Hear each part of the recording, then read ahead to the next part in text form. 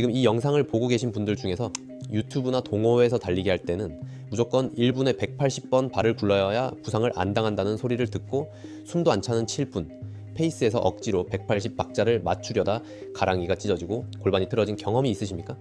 만약 그렇다면 당신은 낡은 스포츠 과학의 미신에 속아 당신의 소중한 관절과 에너지를 내다버린 것입니다. 안녕하십니까? 당신의 미래의 병원비를 방어해줄 Y러너입니다. 오늘 제가 가져온 이야기는 2024년부터 2026년까지 전 세계 스포츠 의학계와 생체역학계를 뒤집어 놓은 연령대별 목적별 최적 케이던스 심층 분석 보고서입니다. 결론부터 이야기하면 180 케이던스라는 마법의 숫자는 1984년 로스앤젤레스 올림픽에 출전한 최정상급 엘리트 장거리 선수들의 주법을 관찰하고 도출해낸 결과론적 평균 수치일 뿐입니다. 키가 190cm인 사람과 150cm인 사람의 하체 역학 구조인 진자 운동의 궤적이 다르고 근육의 분포한 지근과 속근의 비율이 완전히 다른데 어떻게 전 인류의 최적 케이던스가 똑같이 180일 수 있습니까? 이것은 20대 청년이든 60대 시니어든 상관없이 똑같은 사이즈의 신발에 발을 구겨 넣으라고 강요하는 것과 똑같은 것입니다. 현대 스포츠 과학은 케이던스가 단일한 고정값이 아니라 당신의 생물학적, 나이, 해부학적 구조 그리고 오늘 당신이 뛰어나간 훈련의 목적에 따라 궤적을 그리며 역동적으로 변해야 하는 생존의 스위치라고 선언하고 있습니다. 자, 그렇다면 마라톤 대회나 퍼포먼스 훈련에서는 케이던스를 어떻게 세팅해야 할까요? 놀랍게도 숙련된 아마추어 러너들은 무의식적으로 자신이 에너지를 가장 적게 소비할 수 있는 완벽한 최적 케이던스보다 약 3%에서 5% 정도 낮은 선호 케이던스로 달리는 치명적인 편향성을 가지고 있습니다. 몸이 편안함을 추구하다 보니 발을 조금 덜 구르고 보폭을 살짝 늘려서 묵직하게 뛰는 겁니다. 이 3%의 차이가 대수롭지 않아 보이십니까? 천만의 말씀입니다. 이 역학적 갭은 당신의 달리기 경제성에 엄청난 산소 부과합니다. 최적 케이던스보다 단 5% 낮은 케이던스로 달릴 경우 당신이 들이마시는 산소 섭취량은 분당 4.2ml나 수직 상승하며 전반적인 에너지 소비량을 최대 4%까지 갉아먹습니다. 10km 대회에서는 150kcal의 피 같은 글리코겐이 증발하고 마라톤 풀코스에서는 무려 500에서 600kcal의 에너지가 공중으로 사라집니다. 당신이 마라톤 30km 마의 구간에서 끔찍한 벽에 부딪히고 다리에 쥐가 나서 걷게 되는 이유는 당신의 훈련량이 부족해서가 아니라 당신의 그 묵직하고 느릿한 케이던스가 소중한 글리코겐을 질질 흘리고 다니는 구멍난 독이었기 때문입니다. 기록 단축을 원하십니까? 그렇다면 대회 한두 달 전부터 스마트폰 메트로놈 어플을 켜고 당신이 가장 편안하다고 느끼는 케이던스에서 인위적으로 5%를 끌어올리는 신경근 적응 훈련을 하십시오. 발이 땅에 머무는 지면 접촉 시간을 0.3초에서 0.27초로 깎아내고 상하로 출렁거리는 수직 진폭을 15% 이상 감소시켜야 당신의 피 같은 에너지를 결승선까지 온전하게 보존할 수 있습니다. 반면에 대회 기록보다 매일매일 다치지 않고 달리는 데일리 훈련과 부상 방지가 목적이라면 다르게 접근해야 합니다. 평소 7분 페이스로 뛰던 러너가 오늘 컨디션이 좋아서 6분 5분 페이스로 속도를 올릴 때 가장 많이 저지르는 최악의 실수가 뭔지 아십니까? 발을 구르는 횟수, 즉 케이던스는 그대로 둔 채 보폭만 무식하게 찢어서 속도를 올리는 겁니다. 2025년 최신 생체역학 연구진이 부상 이력이 없는 성인 러너 30명을 대상으로 속도를 2% 올렸을 때 관절에 어떤 일이 벌어지는지 측정했습니다. 러너들은 속도를 올릴 때 케이던스는 겨우 5% 올리는데 그쳤지만 보폭은 1m에서 1.3m로 비정상적으로 찢어버렸습니다. 그 결과가 어땠을까요? 부상의 가장 직접적인 원인이 되는 수직 평균 부하율이 무려 30%나 미친 듯이 치솟았고 제동 충격량 역시 20% 폭증했습니다. 보폭을 억지로 넓히다 보니 발뒤꿈치가 내 몸의 무게중심, 즉 골반보다 훨씬 앞쪽에서 아스팔트를 강하게 찍어버린 겁니다. 이게 바로 그 악명 높은 오버스트라이딩입니다.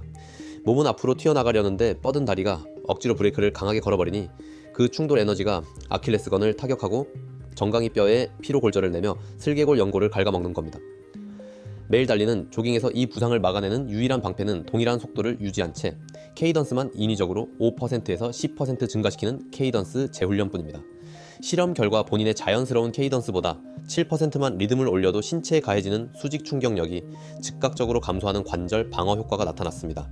무릎 아프다고 일주일에 2번씩 정형외과 가서 비싼 MRI 찍고 10만원짜리 최충격파 맞고 도수치료에 돈을 탕진할 바에야 오늘 당장 당신의 쟁얼음을 연습하십시오. 굽이 적당한 러닝화로 교체하고 보폭을 줄여 쟁얼음을 치는 것, 그것이 수백만 원의 병원비를 세이브하는 건강 재테크입니다. 자, 그렇다면 고강도 인터벌 훈련이나 주말 장거리 롱런을 마친 다음 날 뭉친 근육을 풀어주고 젖산을 제거하기 위해 달리는 능동적 회복 세션에서는 도대체 어떻게 뛰어야 할까요? 회복한답시고 평소와 똑같은 보폭으로 다리를 빠르게 놀리면서 땀을 빼는 분들이 있습니다. 안 됩니다. 고강도 훈련 직후 우리 몸의 자율신경계는 교감신경이 널뛰며 흥분하고 휴식과 재생을 담당하는 부교감신경은 바닥을 친 상태입니다. 심장 박동의 미세한 변화를 나타내는 심박변이도 지표가 수직으로 급락한 최악의 피로 상태라는 겁니다. 이때 젖산 풀겠다고 어설프게 케이던스 높이고 보폭 늘려서 땅을 강하게 밀어내는 러닝을 하면 근육의 미세 손상이 가중되고 교감신경이 다시 흥분해서 회복 세션이 오히려 만성피로 누적 세션으로 변질됩니다. 진정한 회복을 위한 셔플 러닝의 핵심은 총 주행 속도와 심박수를 제어하는 것입니다. 보폭을 마치 제자리 걸음을 하듯 극단적으로 좁히고 지면과의 충격을 제로에 가깝게 만들면서 당신의 원래 편안한 케이던스, 주파수만을 일정하게 유지하십시오. 발로 땅을 걷어 차는 것이 아니라 오직 종아리와 허벅지, 근육의 부드러운 펌핑 작용만을 유도해서 다리에 고인 젖산을 산화 능력이 뛰어난 지근 섬유화 심장으로 얌전하게 실어 나르는 것에만 전념해야 합니다. 그래야 당신의 신경계가 비로소 안전함을 느끼고 회복 스위치를 켭니다. 마지막으로 40대를 넘어 60대, 70대 노년기를 향해 가는 시니어 러너. 여러분, 당신들에게 케이던스는 단순한 관절 보호나 기록 단축의 얄팍한 의미를 훌쩍 넘어섭니다. 그것은 당신의 뇌세포를 살리고 치매를 예방하며 한 달에 300만원, 400만원씩 깨지는 끔찍한 요양병원 신세를 면하게 해줄 생명줄입니다. 나이가 들면 근육이 눈 녹듯 사라지는 근감소증이 오고 골격근 내 모세혈관이 말라 비틀어집니다. 2024년 최신 임상 연구는 61세 이상 노년층을 위한 완벽한 경험적 케이던스 임계값을 확립했습니다. 심폐 건강을 유지하기 위한 중강도 운동에서는 1분에 105보 이상, 고강도 조깅에서는 1분에 115보 이상의 발구름이 필수적입니다. 이렇게 높은 주파수의 신경근 점화가 일어날 때 우리 골격근에서는 이리신이라는 기적의 운동 호르몬이 폭발적으로 뿜어져 나옵니다. 이 이리신이 뇌혈관 장벽을 뚫고 뇌로 들어가 뇌 유래신경 영양인자 BDNF를 상향 조절합니다. BDNF가 뭡니까? 당신의 뇌 해마 용적이 쪼그라드는 것을 막고 신경세포 간의 시냅스 연결성을 강화해서 인지 기능과 작업 기억력을 획기적으로 살려내는 궁극의 뇌 영양제입니다. 대규모 종단 연구 결과 규칙적으로 높은 주파수의 하체 운동을 한 노년층은 알츠하이머와 치매 발병 위험이 무려 20% 이상 감소했습니다. 여러분, 치매에 걸려서 요양병원에 누워 한 달에 간병비로 수백만 원씩 1년에 4천만 원, 5천만 원을 불태우시겠습니까? 아니면 지금 당장 밖으로 나가 115 케이던스로 경쾌하게 쟁얼음을 치며 뇌세포를 살리시겠습니까? 달리기에서 발을 굴르는 리듬은 단순히 땅을 치는 행위가 아니라 당신의 뇌를 향해 쏘아 올리는 처절한 생존의 타전입니다. 결론을 내리겠습니다. 2026년 현대스포츠의학과 생체역학이 증명한 케이던스의 진실은 너무나도 명확합니다. 180이라는 맹목적인 숫자의 종교에서 제발 벗어나십시오. 케이던스는 고정된 목표물이 아니라 당신의 뼈 나이, 당신의 목적, 그리고 오늘 훈련의 대사적 피로도에 따라 끊임없이 유기적으로 궤적을 그리며 변화해야 하는 지능적인 생존 스위치입니다. 마라톤 기록을 깨고 싶다면 최적 케이던스보다 3% 묵직하게 달리는 당신의 낭비벽을 뜯어 고쳐 에너지 갭을 메우십시오. 매일 달리는 조깅에서 무릎 연골을 지키고 싶다면 속도를 올릴 때 보폭을 무식하게 찢는 행위를 멈추고 케이던스를 5% 상향 조정하여 제동 충격량을 원천 봉쇄하십시오. 회복을 할 때는 보폭을 죽이고 제자리 걸음하듯 셔플 러닝을 하며 자율신경계의 평화를 찾으십시오. 그리고 노년의 치매와 근감소증을 막아내고 싶다면 높은 주파수의 발구름으로 당신의 뇌에 맑은 피와 이리신 호르몬을 강력하게 펌프질하십시오.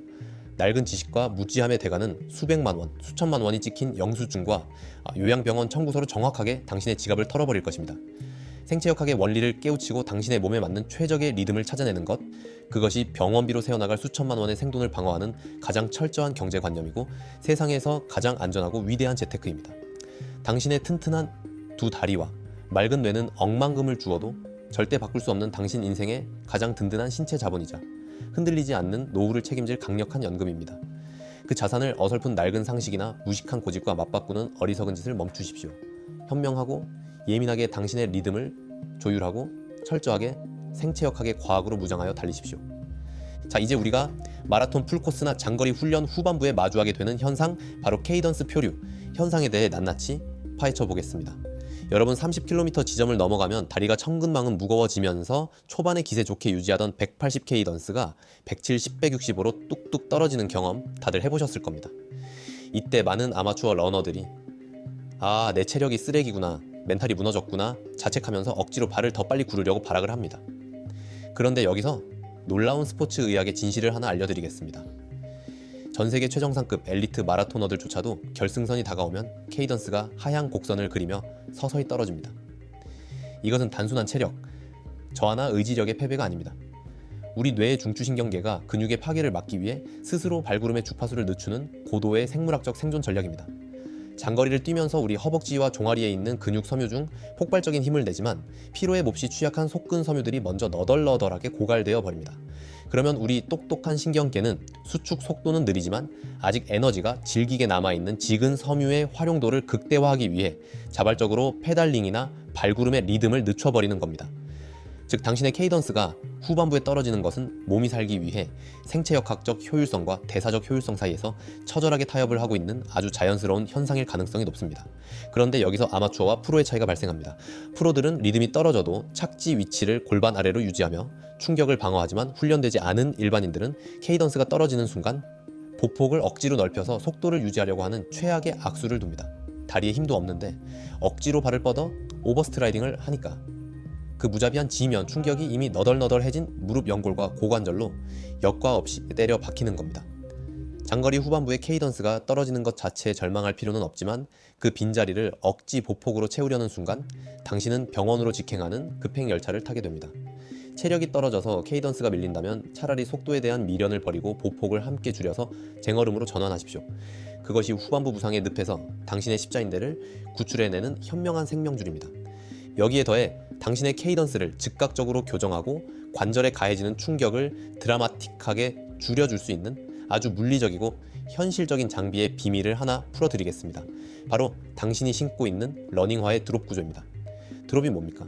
신발 뒤꿈치와 앞코의 높이 차이입니다. 시중에 파는 쿠션 빵빵한 초보자용 러닝화들 대부분이 뒤꿈치가 10mm 이상 훌쩍 높은 고드롭 러닝화들입니다. 이런 신발을 신으면 우리 뇌는 뒤꿈치의 쿠션이 빵빵하니까 안심하고 뒤꿈치부터 땅에 쾅쾅 찍어버리는 후족부 착지를 무의식적으로 남발하게 됩니다. 뒤꿈치로 찍으려면 필연적으로 발을 몸통보다 앞쪽으로 멀리 뻗어야 하고 이것이 앞서 그토록 경고했던 오버스트라이딩과 제동 충격량을 기하급수적으로 증폭시킵니다. 그런데 신발 뒤꿈치와 앞코의 높이 차이가 5mm 이하로 평평한 저드롭 러닝화를 신으면 어떤 변화가 생기는지 아십니까?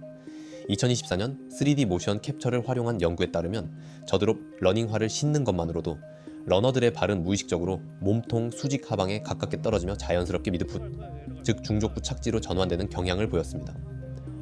착지 위치가 몸쪽으로 당겨지니까 당연히 보폭이 줄어든 보폭만큼 속도를 맞추기 위해 우리 몸은 알아서 케이던스를 5%에서 10% 가까이 훌쩍 끌어올리게 됩니다. 당신이 억지로 180 박자를 세지 않아도 신발의 구조적 중재 하나만으로 뒤꿈치에 가해지는 충격 피크를 무려 180 뉴턴 이상 대폭 감소시켜버리는 놀라운 방어 효과가 입증된 것입니다. 물론 평소에 고드롭 신발만 신던 사람이 갑자기 뒤꿈치가 낮은 신발을 신으면 아킬레스건과 종아리 근육에 일시적으로 뻐근한 부하가 걸릴 수 있습니다. 무조건 저드롭 신발만이 완벽한 정답이라고 극단적으로 단정 짓는 것은 스포츠 의학적으로 위험한 발상입니다. 하지만 당신이 만성적인 무릎, 앞쪽 통증이나 정강이 피로 골절로 고통받고 있다면 당신의 러닝화 구조부터 점검해 보시는 것이 좋습니다. 뒤꿈치가 훌쩍 높은 신발 대신 낮은 드롭의 신발을 조심스럽게 활용하여 자연스럽게 케이던스를 높이는 훈련을 병행해 나가는 것, 그것이 당신의 뼈와 관절을 구원하는 가장 가성비 좋고 확실한 투자가 될 수 있습니다. 자, 이제 여정을 마무리하겠습니다. 2026년 현대스포츠, 과학이 쏟아내는 방대한 데이터들이 우리에게 외치는 것은 아주 명료합니다. 달리기는 단순히 땀을 빼고 칼로리를 태우는 무식한 육체 노동이 절대 아닙니다. 당신의 신경과 근육 그리고 에너지 대사 시스템이 중력이라는 거대한 자연법칙과 끊임없이 소통하고 타협하며 만들어내는 가장 아름답고 정교한 물리학적 예술입니다. 케이던스라는 지표는 남들에게 과시하기 위해 스마트워치에 찍어내는 숫자가 아닙니다. 그것은 당신의 관절을 파괴하려는 지면 충격에 맞서 싸우는 든든한 방패이자 낭비되는 에너지를 꽉 틀어막는 밸브이며 노년의 뇌세포를 살려내는 생명의 주파수입니다. 다시 한번 강조하지만 특정한 숫자에 당신의 신체를 억지로 끼워 맞추는 어리석은 짓은 이제 그만두십시오. 대회에서 최고 기록을 내고 싶다면 본능이 이끄는 편안함에서 한 걸음 벗어나 의식적으로 리듬을 쪼개어 에너지 갭을 영리하게 극복하십시오. 매일매일 다치지 않고 달리고 싶다면 보폭을 좁히고 발구름을 늘려 관절의 수명과 수백만 원의 병원비를 아끼세요. 지친 근육을 달래야 하는 회복의 날에는 숨을 헐떡이며 페이스를 올리는 무식함을 버리고 철저하게 심박수를 통제하며 셔플 러닝으로 몸속에 썩은 젖산을 부드럽게 청소해 내십시오. 낡은 상식의 무지함에 갇혀 무작정 뛰다가는 십자인대가 끊어지고 연골이 갈려나가 수술대 위에서 눈물을 흘리게 될 확률이 높습니다. 아는 것이 곧 돈이고 당신의 남은 인생을 꼿꼿하게 서서 걷게 만들어줍니다. 당신의 튼튼한 하체와 맑은 뇌는 주식이나 부동산 따위와는 비교도 할 수 없는 인생 최고의 우량주입니다. 데이터 기반 러닝 큐레이터, 당신의 돈과 건강을 책임지는 와이러너였습니다. 감사합니다.